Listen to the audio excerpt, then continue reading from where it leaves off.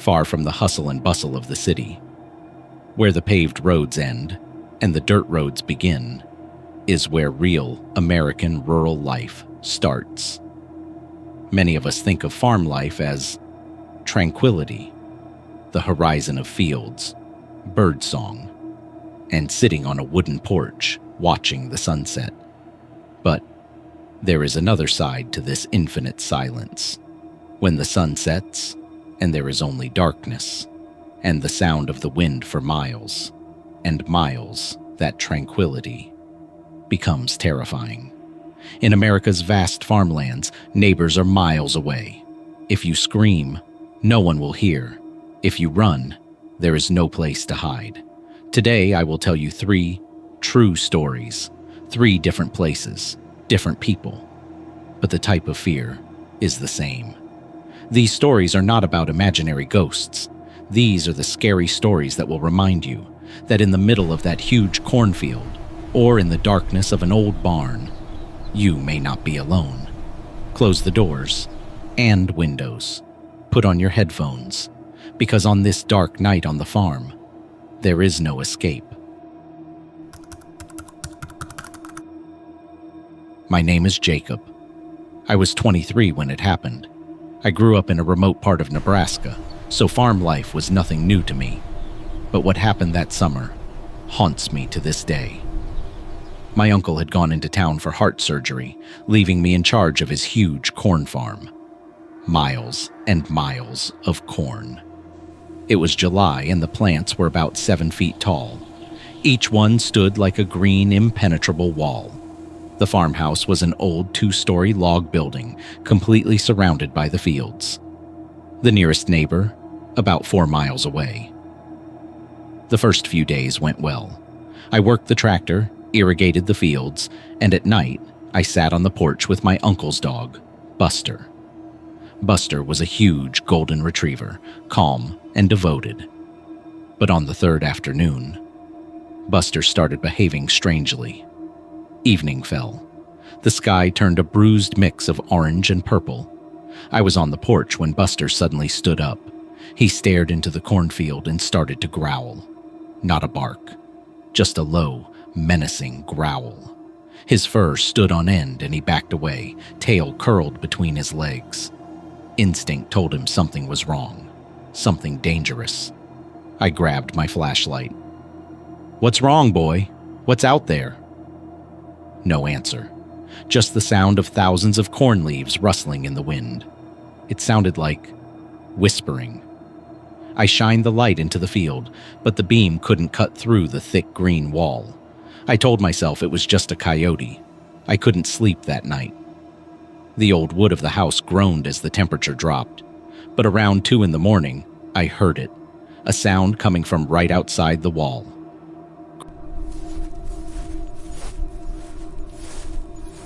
Like someone walking very carefully on dry grass. I crept to the window and pulled back the curtain. Pitch black. The cornfield looked like silver waves in the moonlight, but below, deep shadows. Suddenly I saw it, a shadow moving from the edge of the field toward the barn. It didn't look like an animal. It walked upright, like a human. But the movement was wrong, jerky, clumsy, and unnaturally fast. The next morning, I checked the barn. The ground was too hard for footprints, but then I saw them. Dead rats, lined up near the barn door. They weren't killed by an animal. They were laid out perfectly straight, their heads all turned to the same side. A cold shiver ran down my spine. I wanted to call the police, but say what? That I found some dead rats?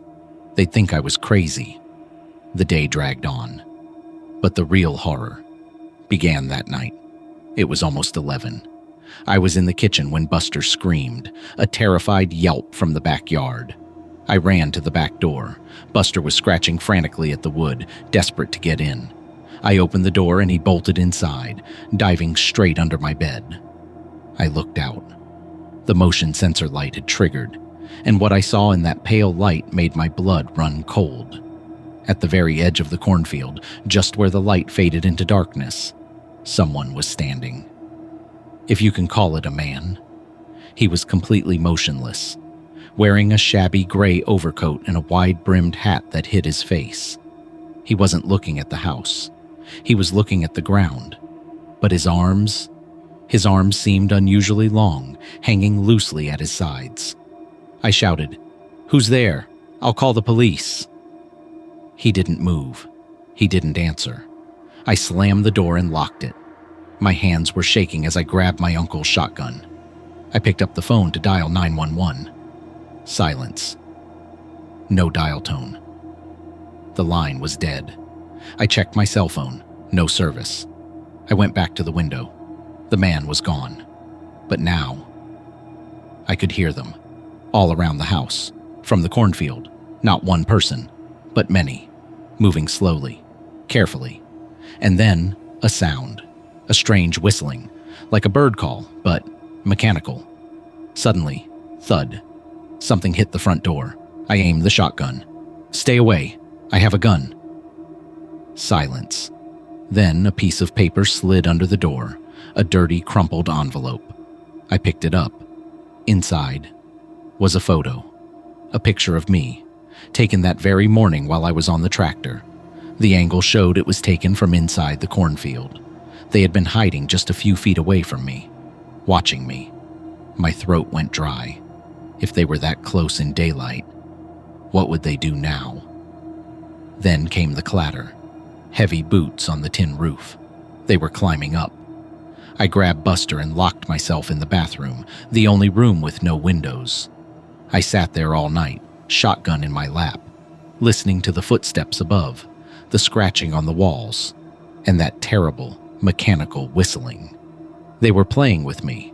They knew I was trapped. Just before dawn, the noise stopped. At 7, with the sun rising, I finally came out. I checked the perimeter. No one. But on the front porch, right where I used to sit, was a small pile of dirt, and on top of it, a handmade doll, made of corn husks and dry grass. It was wrapped in a piece of my old shirt, a shirt I had lost 2 days ago. I didn't wait. I threw Buster in the truck and drove straight to town. The police searched the farm. Deep in the cornfield, a mile from the house, they found a clearing, a camp, cans of food, dirty clothes, and a diary. The diary had no words, just drawings, sketches of the farmhouse, sketches of me. The police said it was likely vagrants, but I knew better. That whistle, the long arms, the synchronized footsteps on the roof. I never went back. My uncle sold the farm. But even today, when I hear the rustle of dry leaves in the wind, I remember that night. They didn't want to kill me. They just wanted me to know that land wasn't mine. It was theirs. My name is Robert. I own a dairy farm in Ohio. I am 55 years old, and I have been in the business for 30 years. Working on a cattle farm is hard work, but I love it. My farm is very close to the woods, where the farm boundary ends. A dense oak forest begins. Normally, farm animals are very sensitive. They become restless when the weather is bad, or when there are wild animals around. But last November, my cows began to behave in a way that I have never seen before. My main barn is very old. It creates a large, high roof made of wood. It houses about 50 cows. On a cold November night, I went to see the cows for the last time. It was 10:30 at night. It had started to snow outside. The barn is usually warm inside, with the heat of the animals' bodies.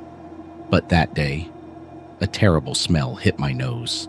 The smell of rotting meat and wet earth. I thought maybe a rat had died and rotted. I turned on the light. The old tube lights flickered. But the strange thing was, the cows were all standing. Usually at this time they would lie down and graze. But today, they were all standing. And they were all looking in the same direction. Towards the second floor of the barn, where I store my hay. 50 cows, in pin-drop silence, staring into the darkness above. No sound, no movement, a primal fear in their eyes. I shouted, "Hey, what's wrong with you?" A few of the cows started at my voice, but their eyes didn't move. I looked up. There was a wooden ladder leading to the second floor. It was dark up there. The light from the lamp didn't reach it. I thought maybe a raccoon or a feral cat had gotten in. I started climbing the ladder, holding a pitchfork in my hand. When I got to the second floor, I turned on my torch. There was nothing to see but piles of hay, but the rotten smell was much stronger here. I swung the torch around. "Who's there?" I shouted. Suddenly, a sound came from behind the haystack, very soft, but clear. Someone was whistling, no melody, just a continuous note. The sound was the whistle of a human voice, not a bird's. My body froze. I said again, "Come out. I have a weapon." The whistling stopped. Then, a strange, raspy laugh. It didn't sound like a healthy person's laugh. It sounded like someone was laughing with phlegm in their throat. I gripped the pitchfork tightly. "I'm calling the police." Just then, my flashlight beam fell on a beam in the far corner. There was someone sitting there, human, but not human-like. His body was incredibly worn out. His skin stuck to his bones. He was wearing no clothes, just mud and grease all over his body. His eyes were shining in the torchlight, just like a cat's eyes at night. He was smiling at me. His teeth were black and broken. He was sitting on the beam like a spider. I froze for a moment. My brain couldn't process this scene. Was it a human or something else? Suddenly, he jumped off the beam, but not to the floor below. He jumped onto the next beam. His speed was incredible. He was swinging from one beam to the next, coming towards me like a monkey. I didn't wait any longer. I ran towards the ladder, but as I was descending, my feet slipped. I tumbled down the last 3 or 4 steps. My ankles hurt terribly, but I didn't stop. I got up, scrambled, and ran toward the main door of the barn. There was a loud noise from the second floor behind me. He jumped down. I reached the door, but it seemed to be blocked from the outside. I pushed, but the heavy sliding door didn't budge, even though I had left it open when I entered. Behind me, footsteps were coming closer on the hay. I desperately went to the small side door.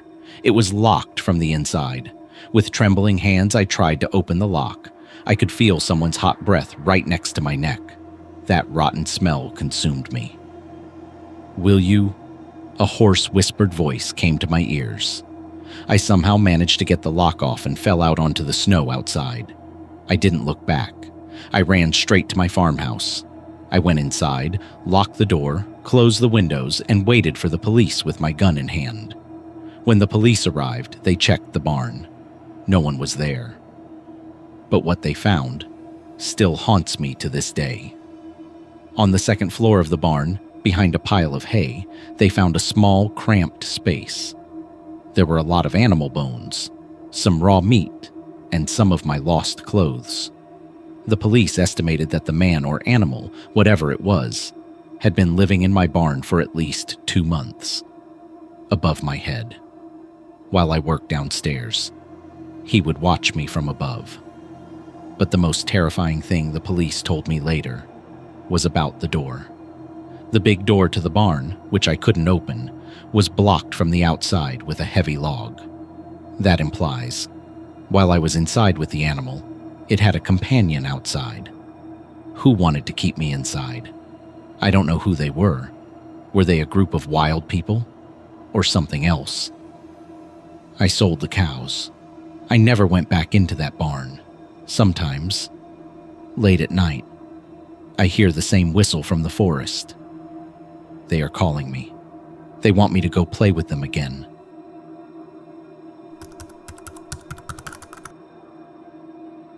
Montana winters are deathly quiet.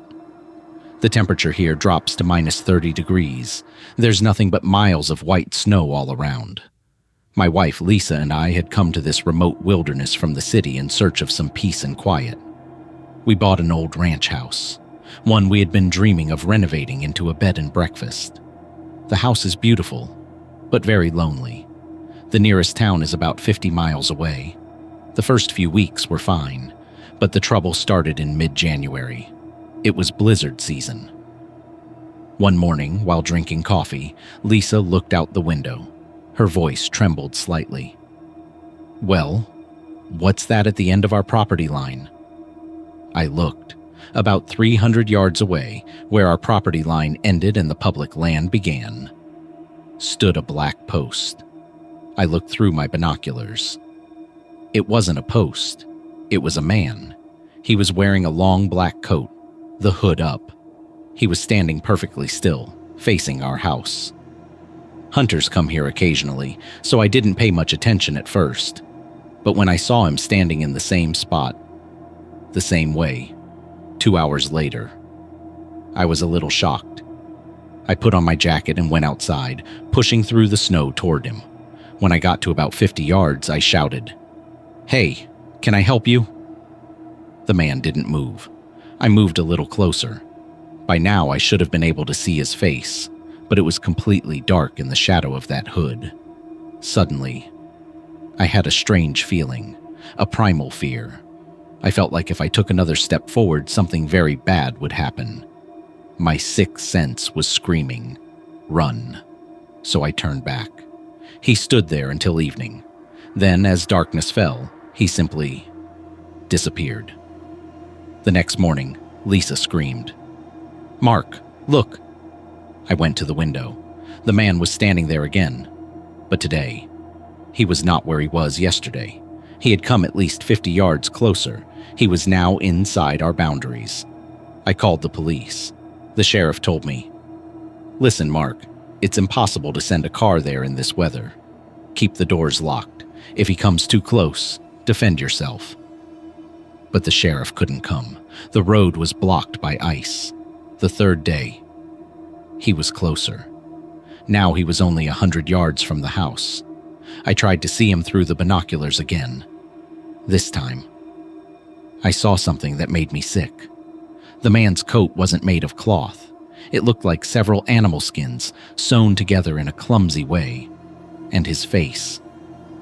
I couldn't see a human face inside the hood, just a smooth, pale layer of leather. No eyes, no nose, no mouth, just skin. That night, I hid Lisa in the basement. I sat in the living room with my rifle. There was a storm raging outside. The wind sounded like the house was going to blow away. It was 3 a.m. Suddenly, I heard someone come up onto the front porch. The wooden floor creaked. He was standing right outside the door. I pointed the rifle. "Don't open the door. I'll shoot." There was no answer. Only the doorknob started to turn slowly. It was locked. But then I heard him scratching at the door with his fingernails. Slowly. Very quietly. As if he didn't want to come in. He just wanted to let me know he was here. Then he spoke. Or rather, he imitated my voice. From the other side of the door came my own voice. "Lisa, open the door. I'm Mark. Lisa." My blood ran cold. It wasn't a recorded voice. It was an exact imitation, but there was no emotion in it. It was completely mechanical. He was trying to get Lisa out of the basement. I shouted, "Who are you? What do you want?" Now, he spoke in Lisa's voice. "Mark, I'm scared. Mark." I fired a round at the door like a madman. The bullet pierced the wood. There was an inhuman scream, like many foxes crying together. Then heavy footsteps thumped down the porch and faded away. None of us slept the rest of the night. The next afternoon, the sheriff finally arrived. They found bloodstains on the porch. But it wasn't red blood. It was black. A sticky liquid, like tar. They followed the footprints in the snow heading towards the forest. But the strange thing was, the footprints were backwards. As if, when he was coming towards our house, he was walking backwards towards us. We left home that day. We never came back. But sometimes, when Lisa and I are in a hotel room or a new house, late at night, we hear someone scratching the window with their nails and whispering our names in our own voices. We left Montana, but I don't think he left us. Maybe he is coming slowly, a little closer, every day.